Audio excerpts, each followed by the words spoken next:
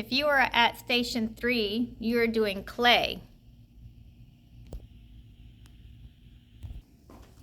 The first thing you do is get your Germ-X. Clean hands, please. Then you need to check the board to see what skill you're on and practice those skills.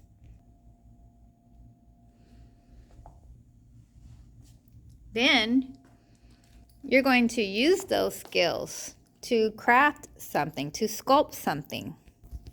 You can choose 5 of these cards at random and then pick one of the 5 to sculpt using the skills from the board. You need to save the tools for last. After you've already got a smooth ball of clay, then you go back after you sculpted and add those texture and details. If you are at stations 4 and 5, you can go anywhere in the room you want as long as there is room for you. I'm going to make you wait on your spot for 30 seconds before I release you. By then, everyone else should be at their spots, and you can see where you can go.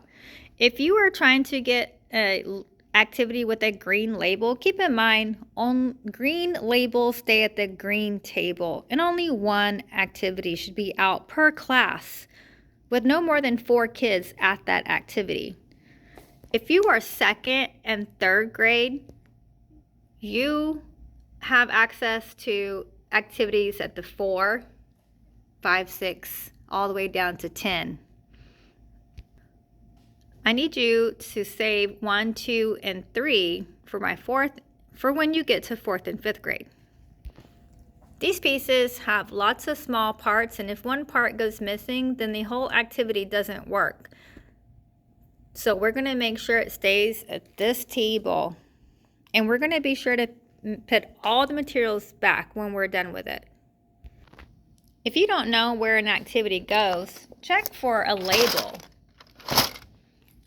That will tell you this one goes at 6B. They all have labels, and if they don't, let me know.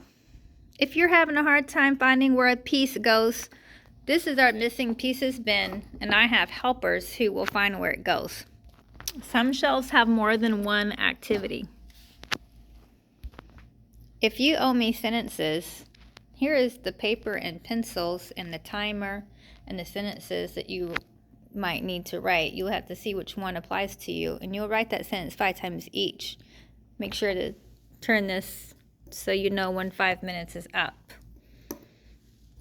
Make sure your name is on that paper and it gets filed in your Save for Later folder. I know you guys can't wait to get access to the watercolors and the tempera paints and the feathers and the pom-poms and all this stuff back here at the Makerspace. So what I've done is I've created a point system. We're going to call it Steam Cash for you to earn from projects you do at stations 1 and 2. So if you're at collage, you're going to grade yourself to give yourself these points for all these that you all these techniques that you used. So if you used at least 3 skills that we've been talking about, you can find these skills like layering and the symmetry cuts.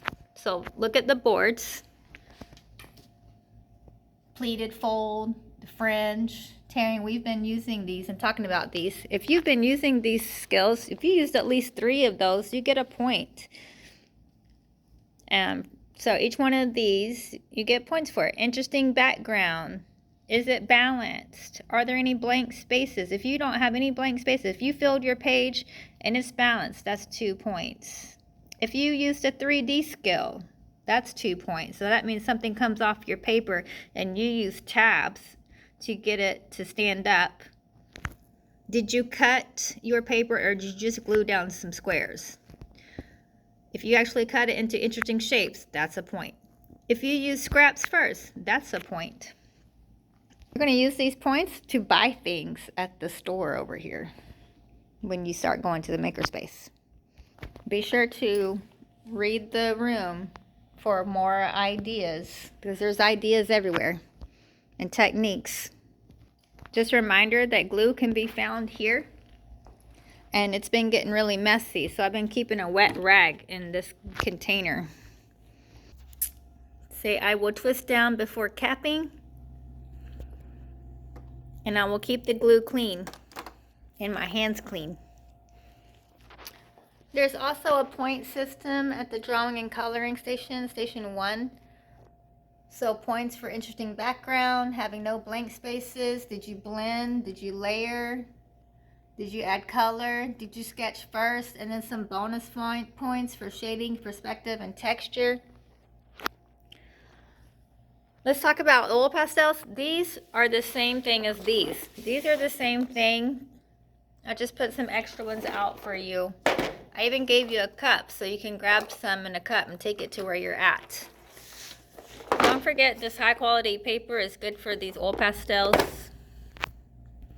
It's okay to practice before you get to your paper. It's okay to practice your blending and such to see if the colors are going to blend.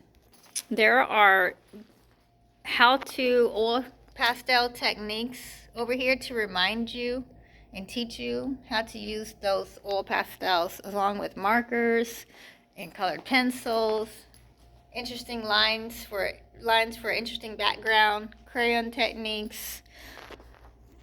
Your stencils are in here, and I've got new stencils on the way. These teach you all kinds of things to draw, step-by-step drawings, so make sure you're using those. There's paint stick paper under the paint sticks that's a little bit more sturdy and waxier. Holds up better when it's wet. This is the messiest thing in the room. Soft pastels, they're messy, they break easily. They're like chalk, but they're not chalk because they stain. But they're fun to blend with, and they make beautiful artwork. But keep your hands clean and blend with a rag, not your hands. Don't forget, we also have a sink so you can wash up. You don't have to ask permission before you go to the sink, but you do need to wait one at a time. Say, I will check for unfinished work before I start new project. If you need a baggie to save your collage, there's baggies. We're saving lids. Be sure to use the color wheel to avoid blending muddy colors. So colors opposite the color wheel, like red and green, will end up with a muddy looking color, brown. We call those complementary colors. There is also a color wheel on this side of the room. If you're trying to make a rainbow, remember Roy G. Biv. Red, orange, yellow, green, blue, indigo, violet. And you've got warm colors and cool colors.